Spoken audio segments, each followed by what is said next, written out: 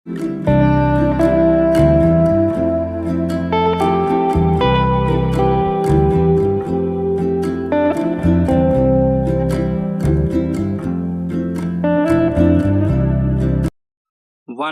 2, 3 start.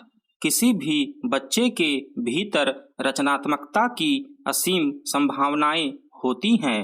अगर उसे एक सीमित ढांचे के भीतर समेट दिया जाता है तो उसकी प्रतिभा भी उसी दायरे में सिमट कर रह जाती है।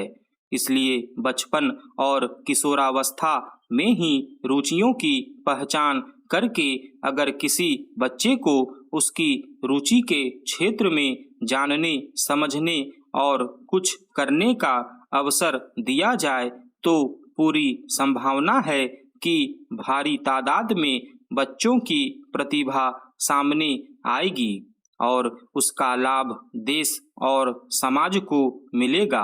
हालांकि शिक्षा व्यवस्था में यह एक बुनियादी पक्ष होना चाहिए और कुछ हद तक इसका ख्याल रखा भी गया है, मगर अब सरकार औपचारिक रूप से इस दिशा में एक ठोस पहल करने जा रही है। गौरतलब है कि शिक्षा मंत्रालय स्कूली विद्यार्थियों को वैज्ञानिक पद्धतियों और प्रयोगों से परिचित कराकर उन्हें अनुसंधान और खोज का अवसर प्रदान करने के उद्देश्य से प्रयास यानी promotion of research attitude in young and inspiring students योजना शुरू करने जा रहा है।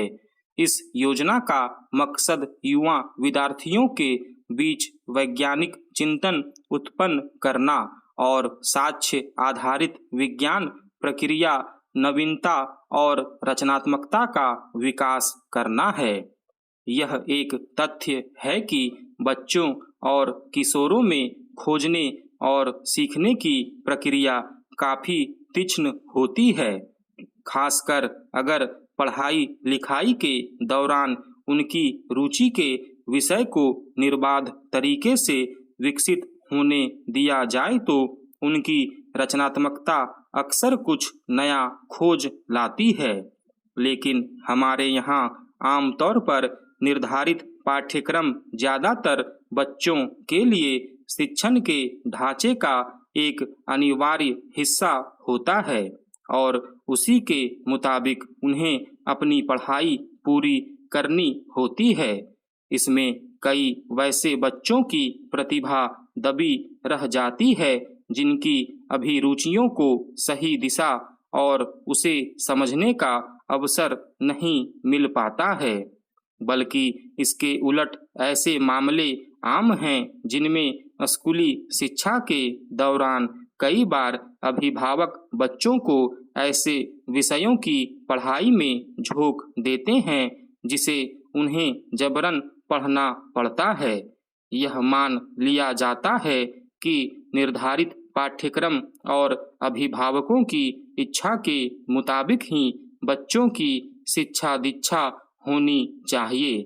उन्हें अपनी पसंद के विषय में कुछ नया समझने और सीखने के प्रति हतोत्साहित किया जाता है। यह एक ऐसी स्थिति होती है जिसकी वजह से स्कूली शिक्षा के दौरान बहुत सारे बच्चों की रचनात्मक प्रतिभा का एक तरह से दमन हो जाता है। जो बच्चे ज्ञान विज्ञान के क्षेत्र में नई खोज के वाहक बन सकते हैं, वे एक बने बनाए रास्ते के यात्री बने रह जाते हैं। इस लिहाज से देखें तो प्रयास की अहमियत इस रूप में दर्ज की जा सकती है कि इसमें व्यक्तिगत रूप से या समूहों में अनुसंधान या खोज करने के लिए विद्यार्थियों की क्षमता विकास पर जोर दिया गया है। दरअसल बच्चे सबसे ज्यादा अपने आसपास के वातावरण को देख समझकर सीखते हैं।